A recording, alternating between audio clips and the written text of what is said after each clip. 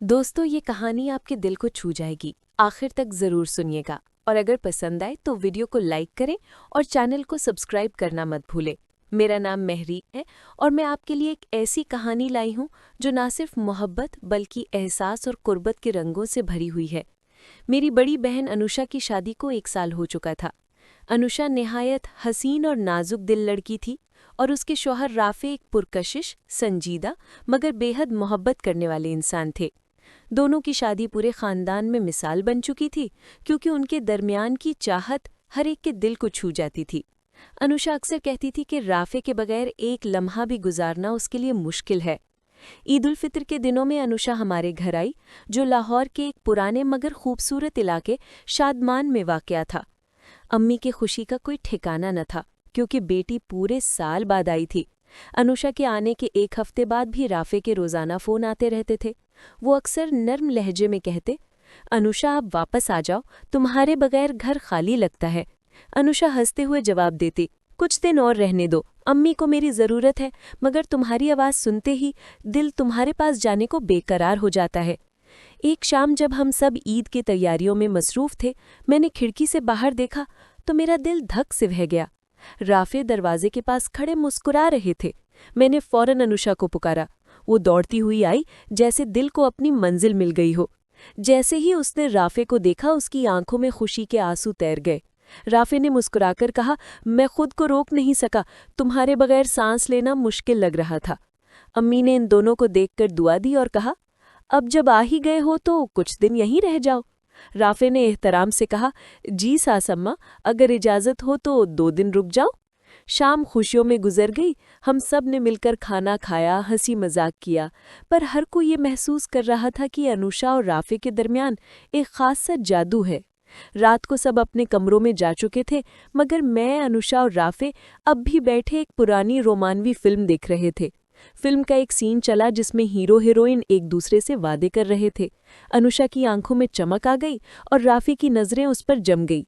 कुछ देर बाद राफे ने जम्हाई ली और कहा, मुझे नींद आ रही है। अनुषा ने मुस्कुराकर कहा, जाओ, तुम्हारे लिए दूसरे कमरे में बिस्तर लगा दिया है। राफे ने शौखी से कहा, बगैर तुम्हारे नींद कहाँ आएगी। अनुषा के चेहरे पर शर्म के हल्के गुलाब खिल गए। वो कुछ न बोली, मगर उसके लबों पर खामोश मुस्कुराहट थी। थोड़ी देर बाद अनुषा उठी और बोली, महरीन, मुझे भी नींद आ रही है, मैं चलती हूँ। मैंने कहा, बहन, थोड़ी देर मेरे साथ रहो, तुम्हारे बगैर मुझे डर लगता है। उसने प्यार से मेरे बाल संवारे और बोली, अच्छा, थोड़ी देर और ठहरती हूँ। इतने में राफे ने कमरे से आवाज़ दी, अनुषा, ज़रा पानी देना। अनुषा उठी, पानी की बोतल ली और मुस्कुराती हुई उनके कमरे में चली गई। मैंने सोचा अभी वापस आएगी, मगर कई मिनट गुजर गए। मैंने आवाज़ दी, मगर कोई जवाब न आया। आखिरकार अनुषा वापस आई। उसके चेहरे पर एक अलग सी चमक थी, आंखों में खुशी, बाल जरा बिखरे हुए। मैंने हैरत से पूछा, इतनी देर क्यों लगाई?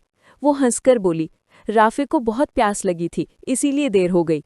उसकी हंसी में शरारत थी, मगर अंदाज में नरमी।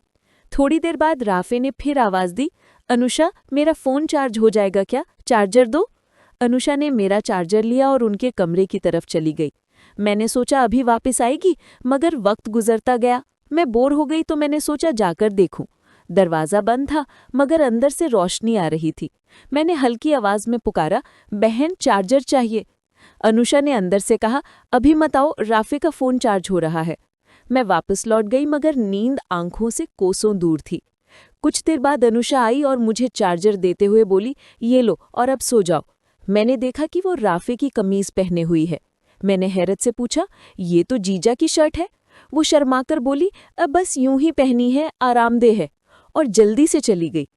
मैं कुछ देर सोचती रही कि मोहब्बत वाकई कितनी नाजुक और हसीन चीज़ है।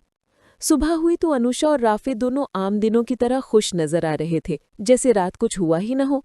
नाश्ते पर अम्मी ने कहा, अनुषा, आज बाजार चलते हैं ईद की बाकी खरीदारी के लिए। अनुषा ने नरमी से कहा, अम्मी, हम थोड़ी देर बाद आएंगे, राफे को एक कॉल करनी है।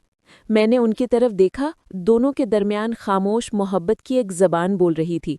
जब घर में सिर्फ हम 3 रह गए तो अनुषा मेरे पास आई और बोली, महरीन, कल रात जो तुमने देखा उस बारे में कुछ मत सोचना। ये मोहब्बत की वो सूरत है जो सिर्फ शादी के बाद समझ आती है। मैंने नरमी से कहा, मैंने कुछ नहीं देखा, बस ये जानना कि आप दोनों एक दूसरे के लिए बने हैं। उसने मुस्कुराकर मेरे माथे को चूम लिया। उस लम्हे मुझे महसूस हुआ कि रिश्ता सिर्फ कागज का वादा नहीं, बल्कि दो रूहों का बंधन होता है। कुछ दिन बाद अनुषा वापस अपने घर चली गई, मगर एक सुबह उसका फोन आया। आवाज में खुशी लरज रही थी। महरीन, तुम खाला बनने वाली हो। मैंने चीख कर कहा, सच? ये तो सबसे खूबसूरत खबर है। उसने हंसते हुए कहा, हाँ, और राफे तो खुशी से पागल हो रहे हैं। कह रहे थे ये सब उसी रात की बरकत है जब मैं तुम्हारे घर आई थी। मैंने शर्माकर दुआ दी। जब अम्मी को बताया तो उनकी आंखों से खुशी के आंसू निकल आए। उन्होंने कहा, महरीन देखो, ये होती है मोहब्बत की असल सूरत, सब्र, एहसास और भरोसे से भरी। एक दिन तुम भी समझोगी। मैंने मुस्कुराकर जवाब दिया, अम्मी, तब तक मैं अपनी अनुषा बहन के बच्चे के इस्तकबाल की तैयारी करती हूँ। वक्त गुजरता गया, अनुषा की गोद भराई की तकरीब आई।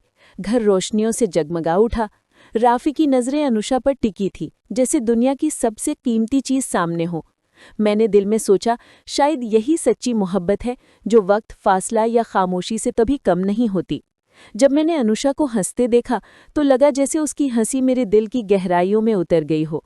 कहानी के इख्तिताम पर मैंने जाना कि मोहब्बत सिर्फ अल्फाज या वादों का नाम नहीं, बल्कि वो लम्स है जो इंसान के दिल को जिंदगी बख्शता है। और वो रात जिसने एक नई जिंदगी को जन्म दिया, दरअसल मोहब्बत की सबसे खूबसूरत ताबीर थी।